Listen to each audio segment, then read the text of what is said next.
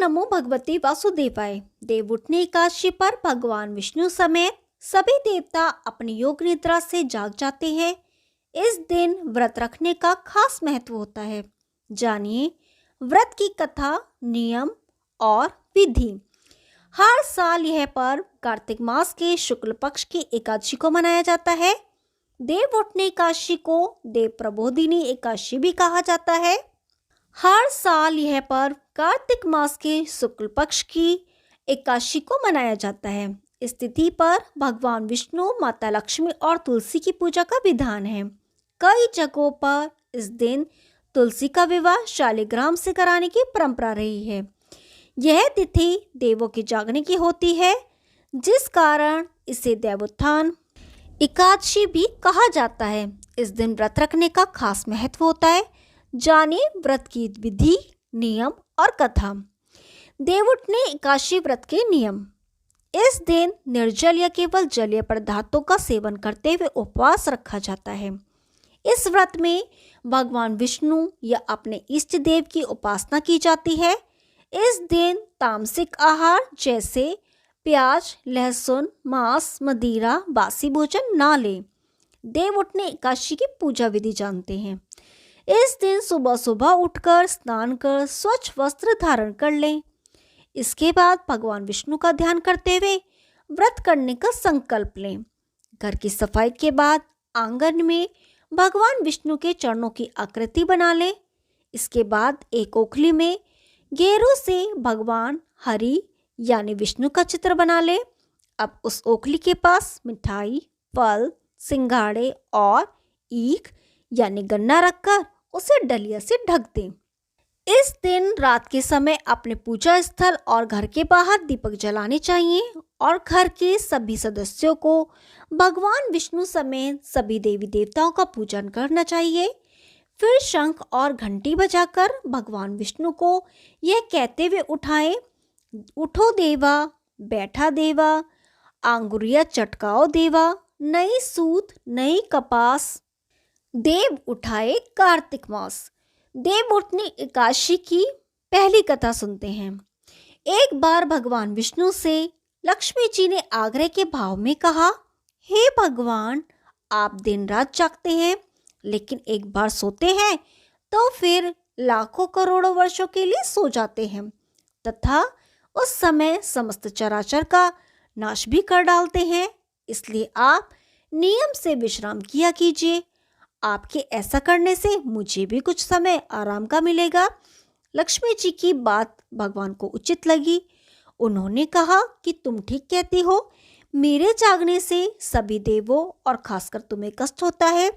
तुम्हें मेरी सेवा से वक्त नहीं मिलता, इसलिए आज से मैं हर वर्ष 4 मास वर्षा ऋतु में शयन किया करूँगा। मेरी यह निद्रा अल्प निद्रा और प्रलयकालीन महानिद्रा कहलाएगी। यह मेरी अल्प निद्रा मेरे भक्तों के लिए परम मंगलकारी रहेगी। इस दौरान जो भी भक्त मेरी शयन की भावना का मेरी सेवा करेंगे, मैं उनके घर तुम्हारे समेत निवास करूंगा। ओम नमो भगवते वासुदेवाय। अब दूसरी कथा। एक राजा के राज्य में सभी लोग एकादशी का व्रत रखते थे। प्रजा तथा नौकर चाकरों से लेकर पशुओं तक को एकादशी के दिन अन्न नहीं दिया जाता था। एक दिन किसी दूसरे राज्य का एक व्यक्ति राजा के पास आकर बोला, महाराज, कृपा करके मुझे नौकरी पर रख ले। तब राजा ने उसके सामने एक शर्त रखी कि ठीक है, रख लेते हैं, किंतु रोज तो तुम्हें खाने को सब कुछ मिलेगा, पर एकादशी को अन्न नहीं मिलेगा। उस व्यक्ति ने उस समय हाँ कर ली, पर एकादशी के दिन जब उसे फलाहार का सामान दिया गया तो वह राजा के सामने जाकर गिड़गिड़ाने लगा, महाराज, इससे मेरा पेट नहीं भरेगा, मैं भूखा ही मर जाऊंगा, मुझे अन्न दे दो।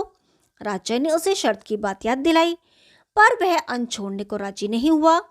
तब राजा ने उसे आटा, दाल, चावल आदि दिए। वह नित्य की तरह नदी पर पहुंचा और स्नान कर भोजन पकाने लगा। जब भोजन बन गया तो वह भगवान को बुलाने लगा, आओ भगवान, भोजन तैयार है। उसके बुलाने पर पीताम्बर धारण किए भगवान चतुर्भुज रूप में आ पहुंचे तथा प्रेम से उसके साथ भोजन करने लगे। भोजन आदि करके अंतर्धान हो गए तथा वह अपने काम पर चला गया। 15 दिन बाद अगली एकादशी को वह राजा से कहने लगा कि महाराज, मुझे दुगना सामान दीजिए। उस दिन तो मैं भूखा ही रह गया। राजा के कारण पूछा तो उसने बताया कि हमारे साथ भगवान भी खाते हैं, इसीलिए हम दोनों के लिए ये सामान पूरा नहीं होता। यह सुनकर राजा को बड़ा आश्चर्य हुआ। वह बोला, मैं नहीं मान सकता कि भगवान तुम्हारे साथ खाते हैं। मैं तो इतना व्रत रखता हूँ, पूजा करता हूँ, पर भगवान ने मुझे कभी दर्शन नहीं दिए। राजा की बात सुनकर वह बोला, महाराज, यदि विश्वास ना हो तो साथ चलकर देख लें। राजा एक पेड़ के पीछे छिपकर बैठ गया। उस व्यक्ति ने भोजन बनाया तथा भगवान को शाम तक पुकारता रहा, परंतु भगवान ना आए। अंत में उसने कहा, हे भगवान, यदि आप नहीं आए तो मैं नदी में कूदकर प्राण त्याग दूंगा। लेकिन भगवान नहीं आए। तब वह प्राण त्यागने के उद्देश्य से नदी की तरफ बढ़ा। प्राण त्यागने का उसका दृढ़ इरादा जान शीघ्र ही भगवान ने प्रकट होकर उसे रोक लिया और साथ बैठकर भोजन करने लगे। खा पी कर वे उसे अपने विमान में बिठाकर अपने धाम को ले गए। यह देख राजा ने सोचा कि व्रत उपवास से तब तक कोई फायदा नहीं होता जब तक मन शुद्ध न हो। इससे राजा को ज्ञान मिला। वह भी मन से व्रत उपवास करने लगा और अंत में स्वर्ग को प्राप्त हुआ। ओम नमो भगवते वासुदेवाय। अब तीसरी कथा। एक राजा था, उसके राज्य में प्रजा सुखी थी। एकादशी को कोई भी अन्न नहीं बेचता था, सभी फलाहार करते थे। एक बार भगवान ने राजा की परीक्षा लेनी चाहिए। भगवान ने एक सुंदरी का रूप धारण किया तथा सड़क पर बैठ गए। तभी राजा उधर से निकला और सुंदरी को देख चकित रह गया। उसने पूछा, हे सुंदरी, तुम कौन हो और इस तरह यहाँ क्यों बैठी हो? तब सुंदर स्त्री बने भगवान बोले, मैं निराशिता हूँ। नगर में मेरा कोई जाना पहचाना नहीं है, किससे सहायता मांगू? वह बोला, तुम मेरे महल में चलकर मेरी रानी बनकर रहो। सुंदरी बोली, मैं तुम्हारी बात मानूंगी, पर तुम्हें राज्य का अधिकार मुझे सौंपना होगा। राज्य पर मेरा पूर्ण अधिकार होगा। मैं जो भी बनाऊंगी तुम्हें खाना होगा। राजा उसके रूप पर मोहित था, अतः उसने उसकी सभी शर्तें स्वीकार कर ली। अगले दिन एकादशी थी। रानी ने हुक्म दिया कि बाजारों में अन्य दिनों की तरह अन्न बेचा जाए। उसने घर में मांस, मछली आदि पकाए तथा परोसकर राजा से खाने के लिए कहा। यह देखकर राजा बोला, रानी, आज एकादशी है, मैं तो केवल फलाहार ही करूंगा। तब रानी ने शर्त की याद दिलाई और बोली, या तो खाना खाओ, नहीं तो मैं बड़े राजकुमार का सिर काट लूंगी। राजा ने अपनी स्थिति बड़ी रानी से कही तो बड़ी रानी बोली, महाराज, धर्म ना छोड़ें, बड़े राजकुमार का सिर दे दें। पुत्र तो फिर मिल जाएगा, पर धर्म नहीं मिलेगा। इसी दौरान बड़ा राजकुमार खेलकर आ गया। माँ की आंखों में आंसू देखकर वह रोने का कारण पूछने लगा, तो माँ ने उसे सारी वस्तु स्थिति बता दी। तब वह बोला, मैं सिर देने के लिए तैयार हूँ। पिताजी के धर्म की रक्षा होगी, जरूर होगी। राजा दुखी मन से राजकुमार का सिर देने को तैयार हुआ तो रानी के रूप में भगवान विष्णु ने प्रकट होकर असली बात बता दी। राजन, तुम इस कठिन परीक्षा में सफल हुए। भगवान ने प्रसन्न मन से राजा से वर मांगने को कहा तो राजा बोला, आपका दिया सब कुछ है, हमारा उद्धार करें। उसी समय वहां एक विमान उतरा। राजा ने अपना राज्य पुत्र को सौंप दिया और विमान में बैठकर परम धाम को चला गया।